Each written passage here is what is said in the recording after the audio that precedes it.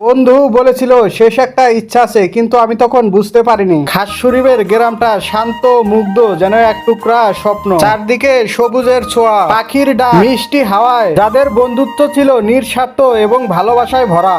ভরে থাকে পুরো গ্রাম। ওই গ্রামের দুই বন্ধু শাহজালাল আর রাজু, যাদের বন্ধুত্ব ছিল নিঃস্বার্থ এবং ভালোবাসায় ভরা। প্রতিদিন বিকেলে তারা সেই গ্রামের পুরনো গাছটার নিচে বসে গল্প করতো তারা। শাহজালাল, শোন, এই দুনিয়ায় আমরা কেউ হয়তো থাকবো না, এত সুন্দর গ্রাম সবকিছু ছেড়ে আমাদের চলে যেতে হবে একদিন। আরে রাজু, তুই কি পাগল হয়ে গেল? এইসব ভন্ডামির মতো কি পেঁচাল পাটতাছো? সেই সব শুনতে কিন্তু আমার মোটেও ভাল লাগতেছে না। গল্প করতে করতে কখন যে বিকেল হয়ে গেছে সেই বিষয়ে তাদের ধারণাই ছিল না। বিকেল হয়ে গেছে বলে তারা দুজনে বাড়ির উদ্দেশ্যে রওনা দিল। গ্রাম মানেই এরকম, সন্ধ্যার পর বাইরের লোকজন খুব কমই থাকে। এই রাজু ছেলেটাকে নিয়ে আর পারি না। সারাদিন টই টই করে ঘুরে বেড়ায়, খাওয়া দাওয়ার কোনো নাম গন্ধ নাই, শুধু বন্ধু বান্ধব বলেই বলতে বলতে রাজু বাড়ির উঠোনে চলে আসে এবং রাজুর মা বলে, সারাদিন তুই কোথায় থাকিস? তোর কি একটু খাওয়া দাওয়া করার দরকার পড়ে না? তোর কি খিদে লাগে না? চল, তোর নাকি ঘরে ভাত বাইরে দিতেছি, তুই এসে ভাত খা। তোকে নিয়ে আর পারি না। তুই যে কবে বড় হবি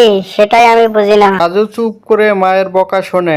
কি করব মা, বলো? বন্ধু বান্ধবের সাথে ঘুরতে আমার অনেক ভালো লাগে, বিশেষ করে শাহজালাল আমারও একটা বন্ধু, আমি তার সঙ্গে ঘুরে মজা পাই। যাও তুমি ভাত বেড়ে দাও, আমি আসতাছি। এই বলে রাজু ঘরে চলে যায়। রাজু ঘরের ভিতর গিয়ে জানালার পাশে খাটের উপর বসে একটা রিপোর্ট নিয়ে কান্না করতে থাকে। আসলে রাজু ক্যান্সার হয়েছে, যে কারণে সে রিপোর্টটা দেখছে এবং কান্না করছে।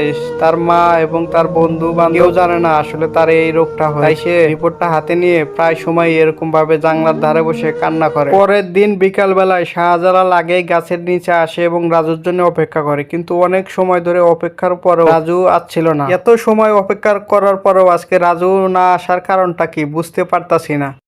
এতক্ষণ তো দেরি করার কোনো মানেই হয় না। এই কথা বলতে বলতে হঠাৎ করেই তখন রাজু চলে আসে এবং শাহজালাল তাকে দেখে অনেক পরিমাণ খুশি হয়ে যায়। দুইজন দুইজনাকে দেখতে পেয়ে অনেক খুশি হয় এবং মুচকি মুচকি হাসে তারা। রাজু বলে, অনেকক্ষণ ধরে মনে হয় দাঁড়িয়ে আছি। যাই হোক বন্ধু, সরি একটু লেট করার জন্য। কিছু মনে করিস না দোস্ত, তুই তো ভালোই আছোস মনে হয়, তোরে দেখে মনে। আরে দোস্ত, রাগ করিস না, বা আমিও রাগ করি নাই। এই জায়গায় বন্ধু বান্ধবের মধ্যে এটা স্বাভাবিক ব্যাপার। আজকে একটু লেট হতে পারে, আমি কোনো কিছু মনে করি নাই। তোর শরীর স্বাস্থ্য কেমন আছে? গল্প করতে করতে হঠাৎ করে শাহজালালের ফোনে একটা ফোন আসে এবং সে রাজুর থেকে কিছুটা দূরে যায়। দূরে গিয়ে সে ফোনে প্রচুর পরিমাণে ব্যস্ত হয়ে যায় এবং রাজুর সাথে কোনো কথা বলে না। একটা সময় রাজু বিরক্ত বোধ হয়ে বলে, তুই কি আমার কাছে আসবি? আমাকে একটু সময় দিবি?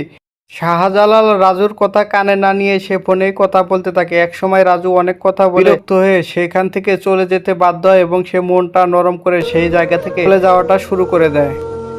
কিছুদিন পর রাজু হঠাৎ করে মারা যায় এবং তার বাড়িতে কান্নার ঢল উঠে পড়ে। তার মা এবং পাড়ার প্রতিবেশী বাড়িতে ঘেরাও হয়ে কান্নাকাটি শুরু করে দেয় রাজুর অকালে মৃত্যুর জন্য। মারা যাওয়ার পর তার প্রিয় বন্ধু তখন পর্যন্ত জানতো না যে তার বন্ধুটা মারা গেছে। হঠাৎ করে একজন তাকে ফোন দিয়ে বলে যে তোর বন্ধু মারা গেছে, তাড়াতাড়ি বাড়িতে আয়। এবং সেখানে শাহজালাল এসে দেখে তার মৃত বন্ধু বাড়ির উঠানে তাকে শুয়ে রাখা হয়েছে এবং তার মা সহ পাড়ার প্রতিবেশী সবাই মিলে কান্না করছে। ওইখানে শাহজালাল সে থুম মেরে দাঁড়িয়ে যায় এবং চোখের পানি টপ টপ করে পড়তেছে। সে আফসোস করে এবং মনে মনে ভাবে যে আমি আমার বন্ধুর শেষ ইচ্ছাটা পূরণ করতে পারি না এবং তাকে সময় দিতে পারি না। তো বন্ধুরা, সময় থাকতে মানুষকে মূল্য দিতে শেখো। আর ভিডিওটা কেমন হয়েছে অবশ্যই চ্যানেলটা সাবস্ক্রাইব করে কমেন্ট বক্সে বলে যাবা।